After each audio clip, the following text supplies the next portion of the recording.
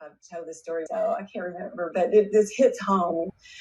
First, you've got to be yourself. You want to be professional. You always want to be professional everywhere you go. I mean, you're representing your organization. Even if you're at your child's baseball game, you're still representing your organization. My husband and I were staying in a friend's cabin on a river, and some people knocked on the door and said, "Hey, I know y'all are just visiting. We were having, I think it's like Memorial Weekend. You want to come down here? We've got a neighborhood gathering and we'd welcome you." And so we were standing around meeting people and introducing ourselves. So one of the gentlemen who was talking, I introduced myself and he said, "I'm John Grisham." And I said, "Oh, well, that's an easy name to remember." And he kept talking. He was an older gentleman and people were chatting with him. And then I ended up talking with him later, just the two of us, and just chatting with him. And he was where he was from and his kids and all this. And I got back to the cabin and my husband said, "Wow, you sure became friends with Mr. Grisham. How was that conversation?" And I said, "Oh, he's such a nice guy." And he said, "You do realize who he is?" And I said, "No. I mean," he said, "That's John Grisham's father, the writer. That's his father." And I thought, oh my gosh. I mean, what did I say to him? Oh my gosh.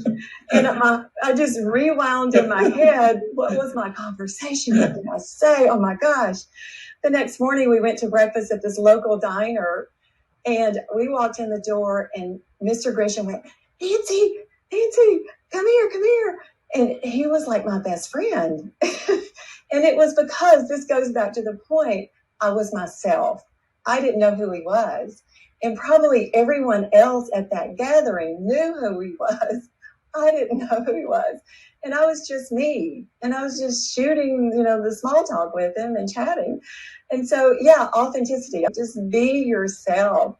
And don't think about what happens, when you're approaching a big donor, a wealthy person, and they're like, oh my gosh, I'm standing next to so-and-so. Just say something you would say to anyone. Do spark a conversation. I just think authenticity has got to be what you do. Just be yourself, but you've got to know your organization's mission and the priorities, and you've got to always have that language and talking points in your mind, but you're really focusing on that person.